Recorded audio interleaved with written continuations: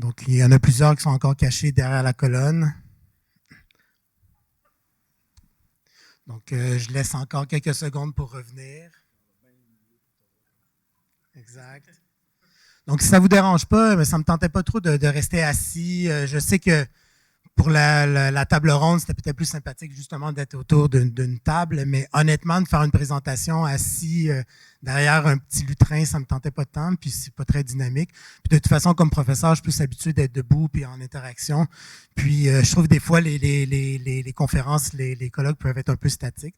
Donc tout d'abord, je tenais à remercier le comité organisateur. Je sais que Maxime, Amandine, Thomas, je ne sais pas si tu étais dans le comité. Est-ce qu'il y a d'autres personnes que, bon, Jade, merci Jade. Donc, Guillaume qui s'appelle Léandre, non, Louis-Henri, je vais y arriver. Donc, Léandre, Louis-Henri. Donc, merci au comité organisateur d'avoir pensé à moi, de m'avoir invité justement dans le contexte du lancement de mon livre qui a été publié en France l'automne dernier, puis au début de l'hiver au Québec. Il y a même quelques personnes qui sont venues au lancement. Thomas, Nicolas qui n'est pas là, mais donc oui, donc merci pour cette invitation. Puis je suis content aussi de voir des visages qui sont familiers, c'est-à-dire soit des anciens étudiants de cégep qui sont là, je dirais qu'ils sont pratiquement majoritaires, ou des étudiants que j'ai eus à l'université. Je suis content. Est-ce que vous m'entendez bien ou juste? OK. Donc, ça fait un drôle d'effet quand même. Mais donc, oui, donc je suis vraiment content de voir ces visages, soit du cégep, soit de l'université, de voir votre épanouissement aussi intellectuel. Puis, j'avais écrit ça au départ, tu sais, parce que ça fait sympathique de le dire, de vous voir évoluer. Mais honnêtement, je vous écoutais sur table ronde, j'ai juste assisté à la fin. Mais honnêtement, ça m'a inspiré parce que cet après-midi, c'est vraiment le hasard des choses, mais cet après-midi, j'enseigne justement la traite de l'esclave. Puis là, vous parliez justement du bateau comme une espèce d'espace esclavagisé. Donc, donc c'est assez inspirant. Puis honnêtement, tu sais, je suis en train d'écouter ça, puis je me suis dit, je devrais l'intégrer un peu plus. Puis, donc, vous voyez à quel point ça peut m'inspirer aussi même dans mes cours. Donc, je l'avais écrit pour avoir l'air un peu sympathique parce que je vois quand même évoluer, mais honnêtement, vous pouvez même être inspirant pour moi cet après-midi. Donc, c'est les remerciements. C'est la deuxième fois que je viens dans le cadre du colloque étudiant. La première fois, je ne sais pas s'il y avait des personnes qui étaient là. Je sais que Joshua était là. C'était dans un contexte particulier, février 2021, contexte pandémique, dystopique. Donc, une super conférence que j'ai donnée devant des écrans noirs. Et il y a quelques personnes qui sont apparues pour poser des questions. Donc, je suis content de vous voir en chair en os cette fois-ci. Mais en regardant ce que j'avais fait il y a 2 ans, j'avais présenté en fait le conspirationnisme et la Révolution et je m'étais penché sur les pratiques dénonciatrices durant la Révolution française. Puis je ne savais pas à cette époque-là, mais ça allait devenir mon fameux chapitre 3 de ce livre. Donc, à quelque part, ce livre-là était déjà en préparation. Puis, au fond, je vous avais présenté ces résultats-là, mais qui sont devenus finalement le chapitre 3. Puis aujourd'hui, on m'a demandé ce que je voulais présenter. Je me suis dit, je pourrais présenter le chapitre 2 ou des éléments du chapitre 2 qui portent sur la violence révolutionnaire, la violence populaire dans le contexte de la prise de la Bastille. Donc, je vais vous présenter brièvement un peu le chapitre 2 puis montrer à quel point le conspirationnisme participe aussi à la naissance de la nation. Donc, j'ai présenté il y a 2 ans le chapitre 3, maintenant le chapitre 2. Il me reste encore 3-4 chapitres pour les prochaines années si vous voulez m'inviter. Donc, ça va me faire plaisir. Donc, autopromotion ici. Mais non, en tout cas, mais j'étais content de voir que finalement, il y avait quand même un lien à tout ça. Puis, ce que je vais essayer de faire avec vous aujourd'hui,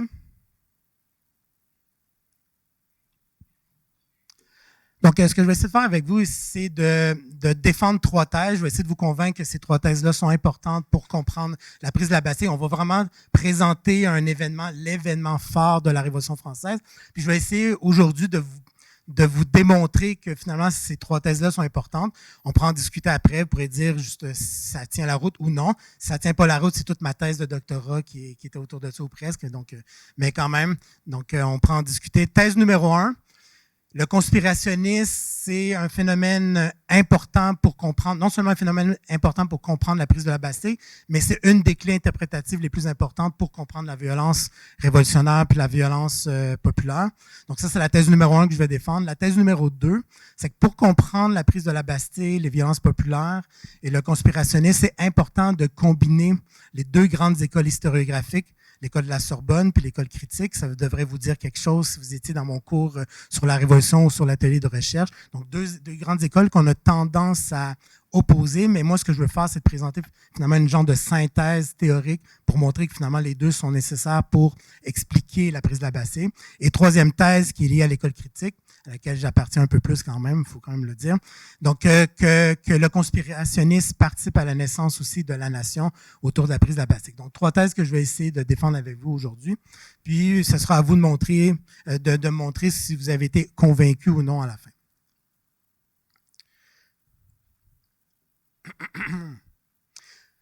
Donc, qui dit conspirationniste dit peut-être une petite définition pour qu'on s'entende évidemment sur le concept, ce que vous allez trouver dans mon introduction de mon livre. Donc, je vais voir si je la connais par cœur.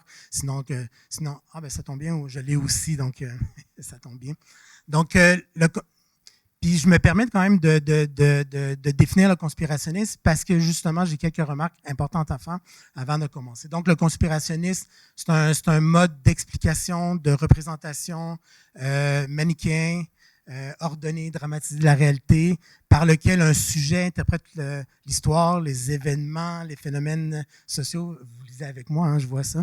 Donc, interprète l'histoire, les événements, les phénomènes sociaux comme le résultat d'un pouvoir caché détenu par des ennemis conspirateurs qui représentent finalement l'autre au sens radical.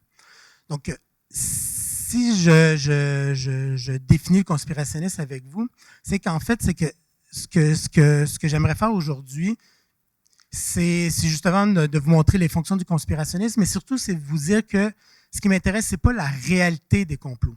Donc, attendez pas de moi. Vous allez peut-être me poser la question, est-ce que le complot aristocratique était réel ou non? C'est pas ça qui m'intéresse ici. C'est pas la réalité des complots. Je suis pas en train de vérifier la crédibilité des théories du complot. Donc, je suis pas un espèce de décrypteur comme on peut retrouver à Radio-Can pour vérifier la crédibilité ou non des théories du complot. Ce qui m'intéresse, c'est vraiment les fonctions du conspirationnisme. Je suis pas en train de dénigrer ces fonctions-là de décrypteur, honnêtement. Dans notre société aujourd'hui, c'est une mission importante citoyenne de vérifier toutes les théories qui sont véhiculées. La pandémie a montré que c'était quand même important d'en déconstruire quand même certaines. Donc, je suis pas en train de remettre ça en question, mais comme chercheur, comme spécialiste de l'histoire de la culture politique, de représentation, des mentalités, de l'imaginaire, de l'émotion, parce que j'accorde beaucoup d'importance aux émotions politiques, ce qui est important pour moi, c'est de regarder les fonctions et comprendre les motivations des acteurs et des actrices de l'histoire. Et pas de dire ça existait ou non, mais de voir pourquoi ces gens-là, finalement, ont cru à ces conspirations. Donc ça, c'était une espèce de petite mise en garde méthodologique avant de continuer. Alors, la thèse 2, c'est de démontrer que les deux grandes écoles historiographiques, c'est-à-dire l'école de la Sorbonne et l'école critique, se combinent pour expliquer finalement la violence révolutionnaire puis la compréhension de la prise de la Bastille. Et donc, évidemment, pour faire cette démonstration-là, je vais dire quand même quelques mots sur les deux écoles historiographiques. Je vais essayer de ne pas m'enliser là-dedans quand même, c'est pas l'objet de ma présentation. Ceux qui ont suivi le cours de la Révolution avec moi ou les ateliers, ça devrait leur dire quelque chose parce qu'ils ont quand même travaillé là-dessus. Donc, l'école de la Sorbonne, en fait, c'est l'école historiographique qui a dominé tout le 20e siècle jusqu'au bicentenaire, jusqu'en 1989. Donc, c'est devenu l'interprétation classique avec sa chaire de recherche qui est évidemment à la Sorbonne, d'où le fait qu'on l'appelle l'école de la Sorbonne, dominée par des grandes figures comme Georges Lefebvre, comme Albert Soboul, des historiens marxistes qui ont soutenu une interprétation marxiste de la Révolution française, la Révolution comme une révolution bourgeoise. Je vais pas m'étaler là-dessus parce que c'est pas l'objet de ma présentation et surtout pas ma tasse de thé non plus interprétative.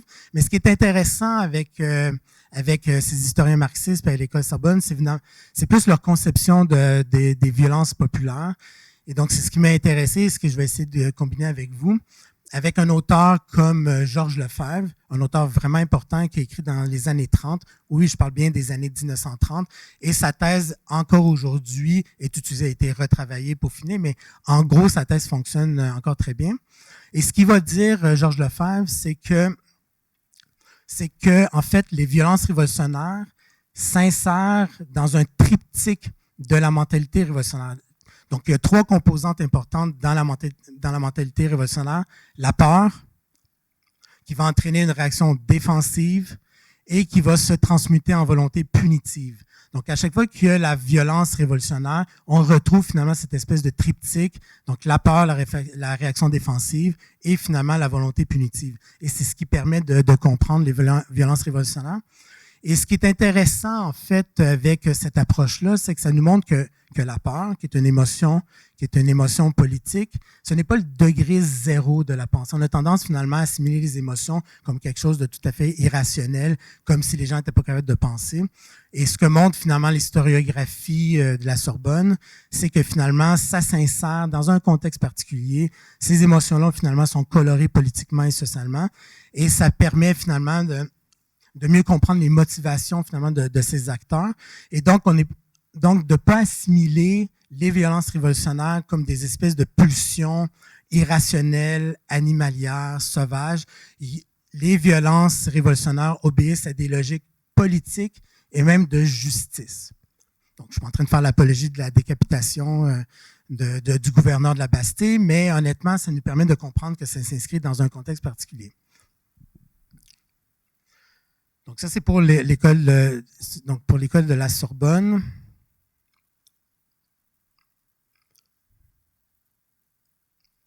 Donc, l'école de la Sorbonne, si vous connaissez votre Paris, donc c'est d'un côté du Jardin du Luxembourg, mais quand vous traversez le Jardin du Luxembourg, vous arrivez de l'autre côté à l'école des hautes études en sciences sociales où j'ai fait mes études. Et c'est là qu'on retrouve l'école rivale. Honnêtement, la Révolution, c'était quand même violente, mais l'historiographie aussi. Là, c'est des gens qui se parlent pas, qui s'invitent pas. Vous n'allez pas retrouver un colloque sympathique où ça discute gentiment du bateau comme espace. Honnêtement, c'est quand il y a des colloques sur la Révolution française, je fais une petite parenthèse, qu'ils s'invitent tout simplement pas. C'est vraiment une guerre de clochers. Donc, quand on se retrouve finalement à la Sorbonne, c'est juste des gens justement sympathiques à cette école historiographique. Puis quand on se retrouve finalement au HESS, on se retrouve avec l'école critique, avec des gens sympathiques à cette thèse-là. Et c'est très rare que finalement qu'on passe d'une école à l'autre.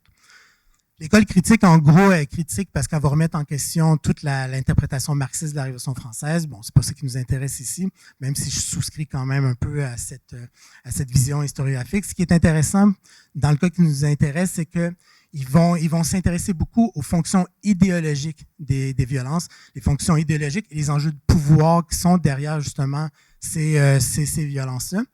Et donc, on a eu tendance à opposer les deux écoles. Puis ce que je vais faire avec vous, c'est de montrer comment au contraire, ces deux écoles-là permettent finalement de bien comprendre les événements révolutionnaires autour de la prise de la Bastille.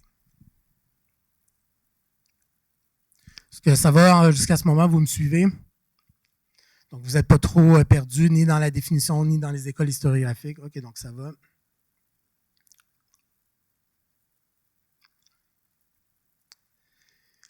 Donc, j'arrive finalement à la prise de la Bastille, qui est l'événement que je vais analyser avec vous. Puis, ce que vous allez voir, puis ça ne sera pas très subtil, je vais insérer, donc on va suivre le fil chronologique de la prise de la Bastille. J'ai encore du temps. OK, ça devrait aller. Donc, je pense qu'il me reste peut-être 10 minutes. Je ne déborderai pas, on m'a donné une mission, donc je pense qu'en 10 minutes, je peux faire. De toute façon, je vais laisser peut-être l'espace à la discussion. Donc, ce que je vais faire avec vous, c'est un événement sans doute que vous avez vu dans votre cours d'Europe moderne avec Sophie. Donc, vous avez sans doute vu la prise de la Bastille. D'ailleurs, c'est une spécialiste justement des prisons, donc c'est un sujet qu'elle connaît bien. Donc, ce que je vais faire avec vous, c'est que je vais faire un peu la chronologie en fait des premières semaines et je vais comme insérer subtilement l'école de la Sorbonne là-dedans. En fait, ça ne sera pas subtil, vous allez me voir arriver. Donc, on va retrouver finalement assez facilement le triptyque. Donc, si vous connaissez en fait la Révolution, vous savez très bien que ça commence avec les États généraux au début du mois de mai 1789. Et dès le départ, le tiers-État, donc ça c'est vraiment quelque chose que vous connaissez, mais je le remets en scène justement pour voir un peu l'espèce de dynamique révolutionnaire qui va naître. Donc, vous savez que dès le départ, le tiers-État remet en question le mode de fonctionnement puis même la structure même des États généraux. Donc, ils font un peu de la résistance. Et ça va amener en juin à très rapidement prendre des décisions. Donc, il y a vraiment une révolution politique qui est à l'œuvre et ça va entraîner l'effondrement en quelques jours de la monarchie absolutiste construite par Louis XIV puis même un peu ses prédécesseurs en quelques jours seulement. Donc, je vous rappelle quelques dates puis ça va aller très vite à ce moment-là. Donc, le 17 juin, c'est la déclaration de l'Assemblée nationale. Donc, finalement, on décide, je vais le dire comme ça, de flusher une institution pluriséculaire, les États généraux, en une journée, en décrétant finalement que c'est une Assemblée nationale, le 17 juin. 3 jours plus tard, c'est le fameux serment du jeu de paume, où on fait la promesse de doter la France d'une constitution. Donc maintenant, c'est la mission. Donc on a finalement renversé les États généraux, on s'est donné une mission de faire la constitution.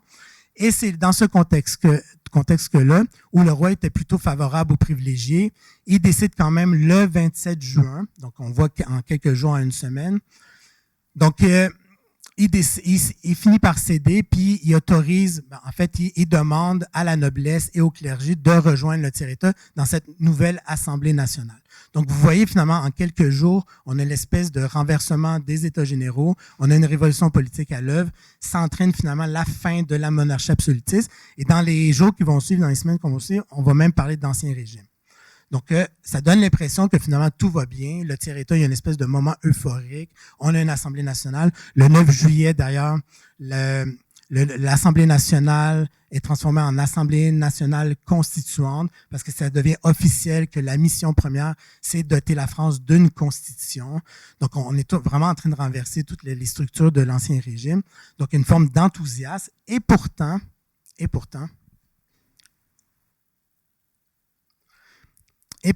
rapidement, l'espèce d'espérance née avec les États généraux, de cet espoir, de cet enthousiasme né finalement à la transformation de l'Assemblée nationale, va se transformer rapidement en moment un peu plus inquiétant.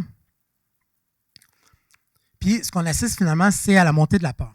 Donc, dès les jours qui vont suivre finalement le 27 juin où le roi reconnaît d'une certaine façon l'Assemblée nationale, les gens vont quand même se poser la question. Pourtant, le roi, ou en tout cas son entourage, 4 jours avant, avait finalement fait une espèce de déclaration comme quoi finalement il était plutôt favorable à un système de privilégiés. Donc, on commence à en mettre en doute en fait le positionnement du roi, en tout cas du moins de son entourage.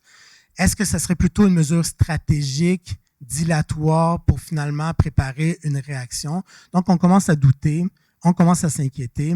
Il y a des rumeurs qui commencent à circuler. Et ce qui m'intéresse finalement ici, c'est de vous montrer comment que les émotions sont importantes. On est passé d'un moment enthousiasmant à un moment d'inquiétude. Et ce moment d'inquiétude-là va finalement prendre de consistance, surtout avec un débat sur la présence des troupes. Comme vous savez, le roi, finalement, a demandé de ramener les troupes, de rapprocher les troupes de la capitale. Donc, les gens se rendent compte que finalement, les troupes commencent à se masser autour de la capitale, sont finalement envoyées proche de Versailles. Et c'est dans ce contexte-là que finalement, les craintes, les inquiétudes sont quand même en train de se transformer en peur. Et c'est là que, là, on a l'image de Mirabeau, ça c'est l'image plutôt du 23 juin, quand le roi voulait finalement fermer la porte aux tiers-États. Vous connaissez peut-être la réplique de Mirabeau qui finalement qui dit qu'il est là pour la volonté du peuple et qu'ils vont partir seulement avec les baïonnettes. Donc ça, c'est le Mirabeau, un des chefs de file du tiers-État. Mais le même Mirabeau, début juillet, commence à être inquiet. Les différents chefs du tiers-État commencent à être inquiets de la situation. Et il y aura un débat, une discussion importante à l'Assemblée nationale constituante, pas encore constituante, à l'Assemblée nationale le 8 juillet, où Mirabeau va poser la question importante, pourquoi les troupes? Puis, en fait, cette question est lourde de sens parce que pourquoi les troupes, ça veut dire qu'il y a peut-être un projet caché. Puis, Mirabeau laisse insinuer que finalement, peut-être le roi, la cour, les réactionnaires sont en train de préparer quelque chose. Et finalement, il va dénoncer ces espèces de manœuvres et va même dire que ça vient alimenter toutes les craintes de la population parisienne. Donc, on est le 8 juillet. Les différents chefs du tiers-État commencent à dénoncer les manœuvres. L'abbé Grégoire, qui est un autre chef de file du tiers-État, va même insinuer qu'il y a un projet despotique derrière de dissoudre l'Assemblée nationale. Donc, vous voyez un peu le climat qui commence à se détériorer finalement le 8 juillet. On voit dans les journaux, dans la correspondance, dans les mémoires, on voit très bien que finalement, il y a des craintes qui circulent, les rumeurs commencent à partir. On commence à penser que peut-être qu'il y aura une dissolution de l'Assemblée et on voit finalement un visage apparaître à ses ennemis qui sont en train peut-être de conspirer. C'est la cour autour du roi. Évidemment, c'est des figures comme Marie-Antoinette et le jeune frère de Louis XVI, le comte d'Artois. Donc, ce sont des figures de l'ennemi qui commencent à apparaître. Donc, on est vraiment dans un moment on voit l'embryon de l'idée de complot apparaître, on voit les figures émerger, l'idée que finalement l'Assemblée va émerger. Et tout ça va être cristallisé dans un moment que vous connaissez.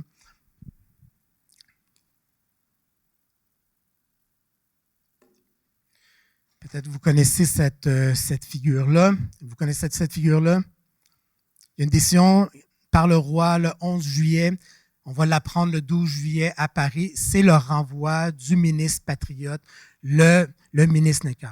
Donc, essayez d'imaginer, ça fait quelques jours qu'il y a des rumeurs, qu'il y a des craintes, qu'il y a un genre d'ambiance d'alerte dans la capitale.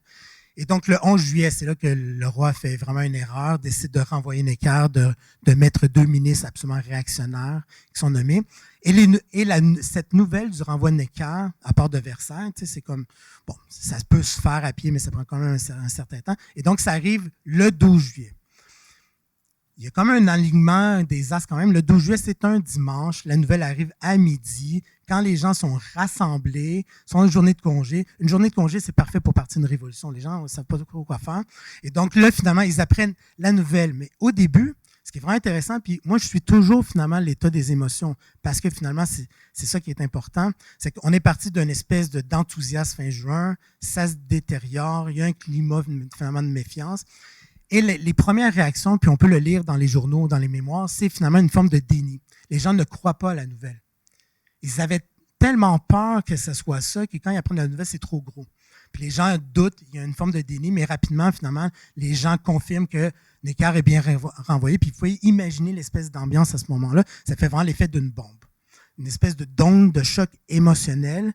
Et donc là, on passe de la peur, évidemment, à la réaction défensive et finalement une mobilisation de la population qui va prendre 2 formes. La première politique, où à l'hôtel de ville, on va décider de mettre sur pied une milice pour défendre Paris. Ça va devenir éventuellement la guerre nationale. Et la foule, elle décide de s'armer. Donc, vous connaissez quand même la suite. Elle décide de s'armer aux Invalides. Mais vous savez qu'aux Invalides, il y a les armes à feu, mais il n'y a pas la poudre. Où se trouve la poudre? À la Bastille, vous connaissez. Et il y a des gens qui vont devenir célèbres, comme Camille Desmoulins, qui n'était pas connu à ce moment-là, mais qui va devenir un journaliste célèbre, un jacobin, un montagnard, qui appelle les citoyens aux armes, finalement de crainte d'une Barthélemy, justement des patriotes. Et finalement, on se dirige à la Bastille. Donc, vous connaissez quand même la suite des choses. Donc,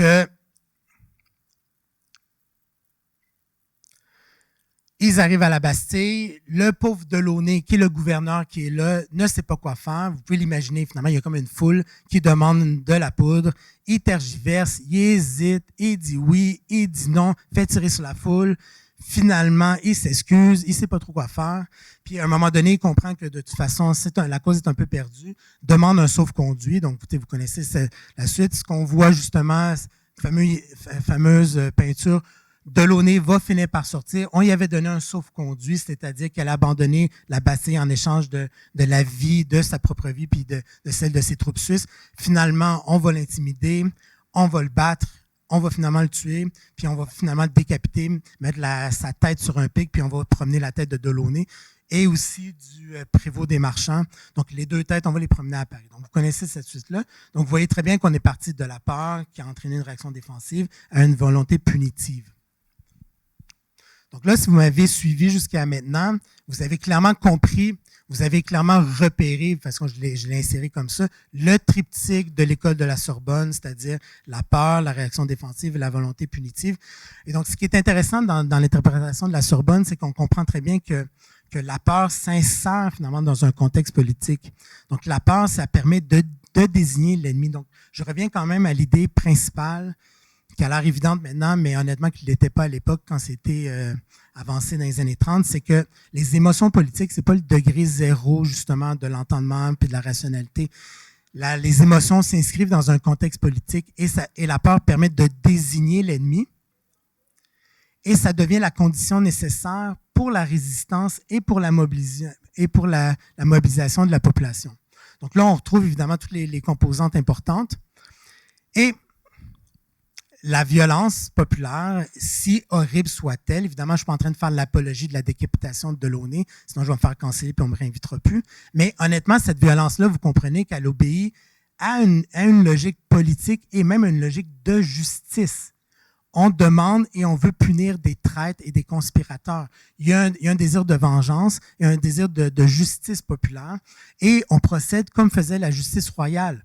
Les têtes qu'on promène dans le public, ben c'est comme ça que la justice royale montrait la mort, en public, aux yeux de tous. Et donc, c'est une forme d'acte de souveraineté. Donc, c'est une reprise du pouvoir par la foule qui a eu peur justement de la dissolution, non seulement de l'Assemblée, mais finalement de toute la communauté nationale.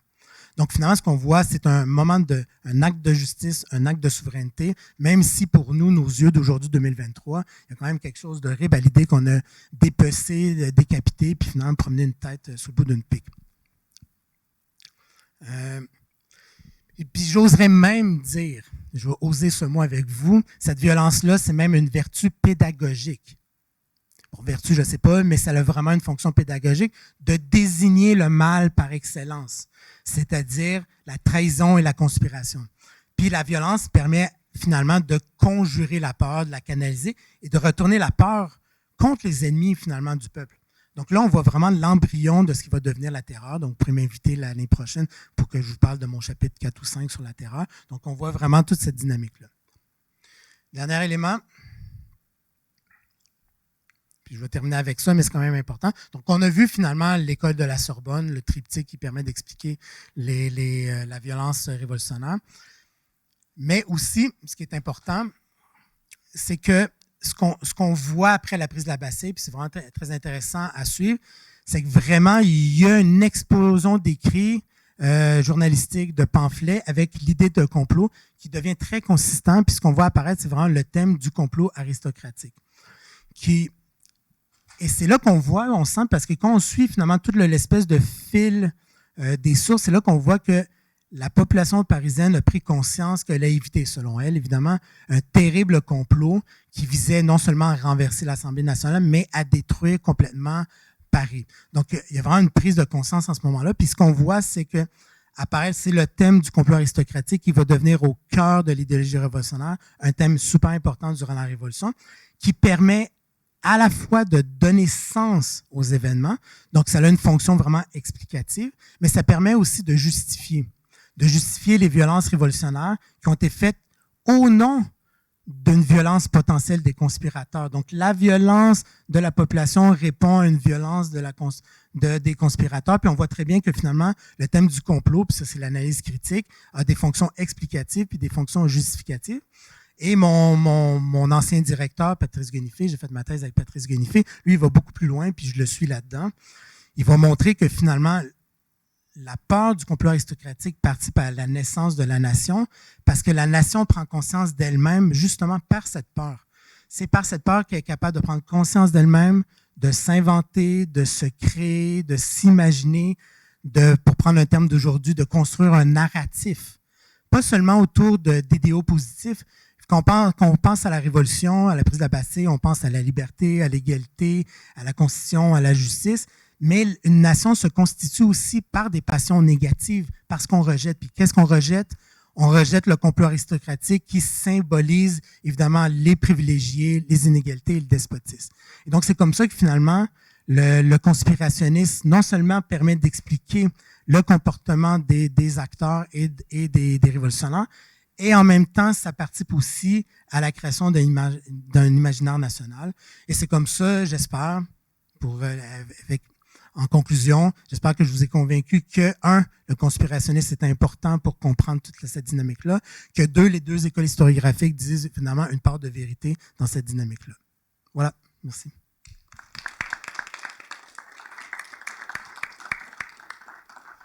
Maxime Lachance.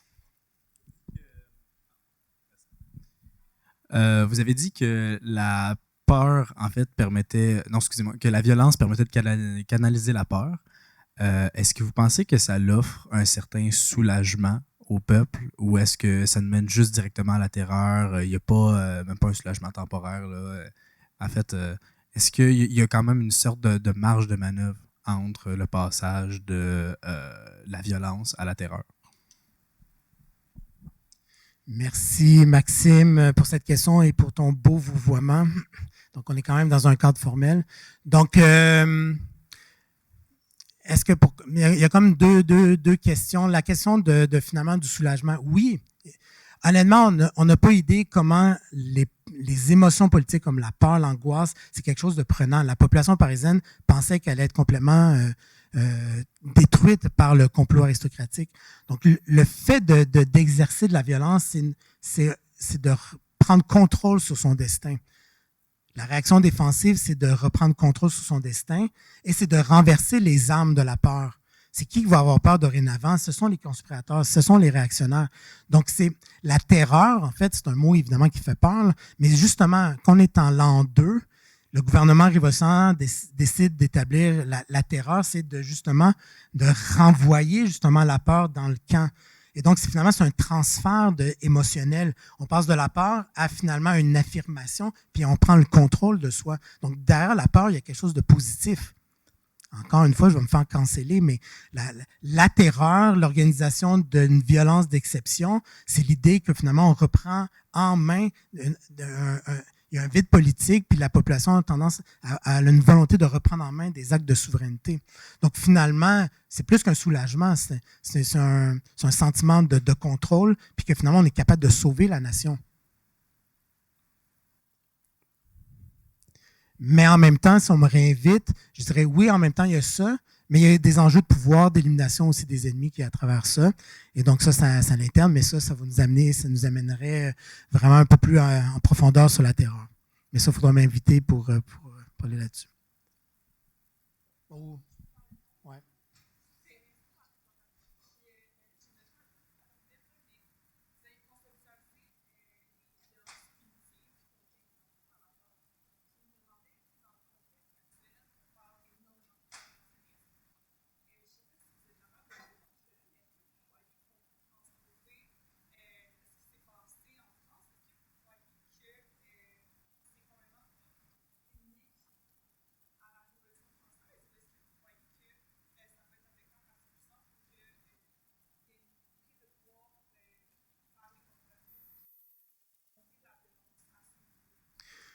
Moi, je pense, là, je vais m'aventurer dans un domaine, je ne suis pas un spécialiste, mais quand même, tu m'obliges à sortir du cadre et je ne vais pas me défiler en disant que je suis un spécialiste de la Révolution. Au contraire, puis d'ailleurs, dans mon chapitre 1, j'essaie de montrer que finalement, le conspirationnisme ne permet pas seulement d'expliquer la Révolution, c'est un phénomène évidemment pluriséculaire. Puis justement, ce qui s'est passé durant la pandémie, vous le savez, c'est un moment d'angoisse, c'est un moment de peur, on ne sait pas qu'est-ce qui se passe et il faut essayer de trouver un sens à tout ça. Et le conspirationnisme, avant de le juger de façon négative, puis de le déconstruire, puis de montrer que ça, évidemment, ça tient pas la route, ça répond finalement à des besoins d'une société qui a besoin de comprendre ce qui se passe, parce qu'honnêtement, on est encore à se demander qu'est-ce qui s'est passé à Wuhan. Est-ce que finalement c'est sorti d'un laboratoire ou c'est sorti du pangolin? On est encore là, finalement, 3 ans plus tard, puis on ne sait pas plus. Donc, rapidement, une communauté a besoin de comprendre ce qui se passe. Le conspirationnisme, ça permet finalement de donner sens aux choses. Ça permet de désigner des coupables, et c'est là que ça devient dangereux.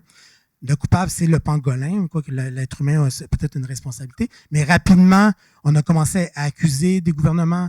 Les conspirationnistes se sont organisés entre eux, puis ça a donné le convoi de la liberté, ça a donné finalement différentes manifestations. Mais derrière, évidemment, on peut rire du convoi de la liberté, mais en même temps, ça montre qu'une communauté essaie de s'organiser, de combattre, d'identifier un ennemi, de s'organiser. On voit très bien qu'aux États-Unis, tout le mouvement trumpiste, justement, s'organise autour de ça. Ça polarise, ça identifie un ennemi, mais ça donne le sentiment à ces gens-là.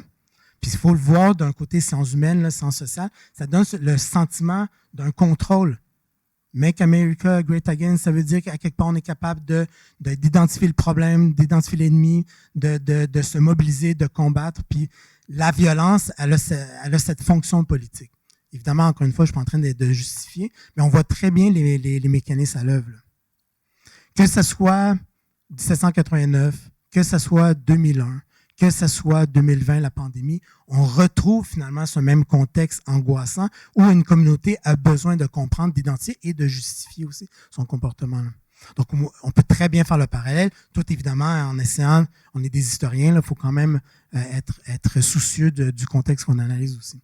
Mais moi, je vois très bien finalement des archétypes aussi, des structures qui apparaissent. On a besoin d'identifier un conspirateur qui est l'autre radical, donc on est dans l'altérité. C'est un désir finalement c'est un désir de retrouver l'unité, mais par l'exclusion. Donc, on retrouve tous ces mécanismes-là.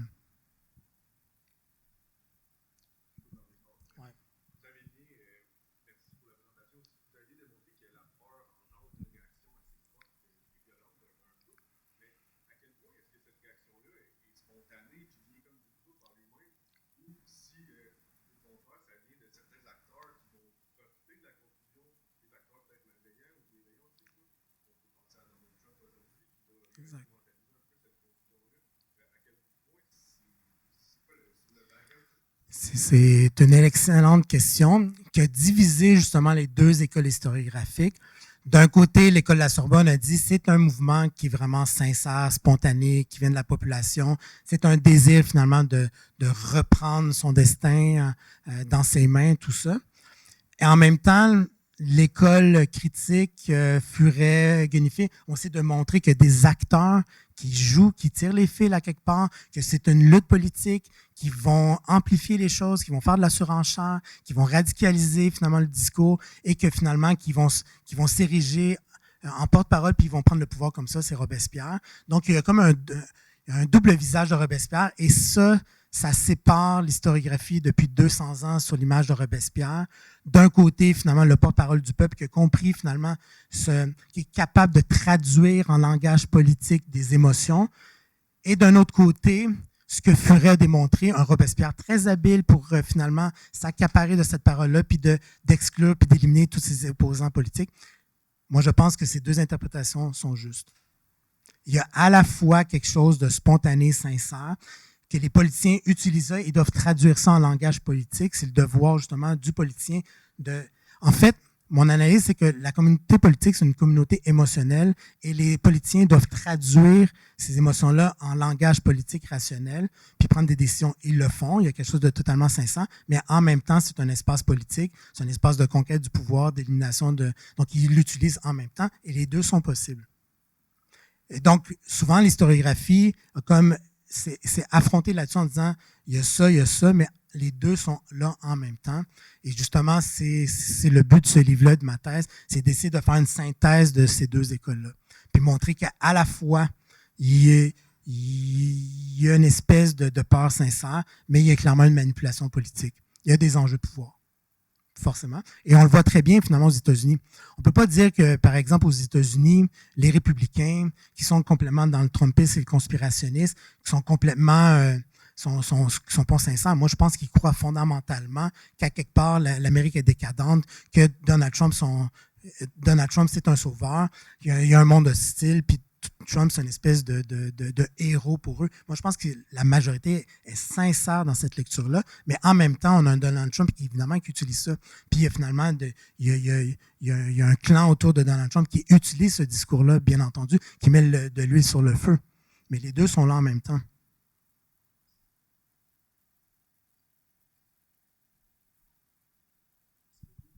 Merci à vous de m'avoir écouté. Merci.